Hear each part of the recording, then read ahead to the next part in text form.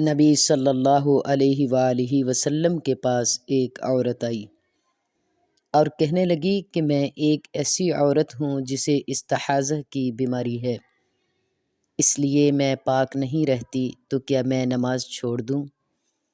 نبی صلی اللہ علیہ وآلہ وسلم نے فرمایا، نہیں، وہ ایک رگ کے زخمی ہونے کی وجہ سے ہوتا ہے۔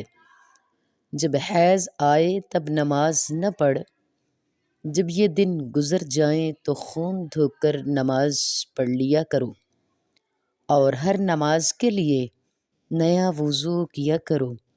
روزہ بھی رکھا جائے گا، اعتکاف بھی کیا جا سکتا ہے، ہر نیکی کا کام کیا جا سکتا ہے۔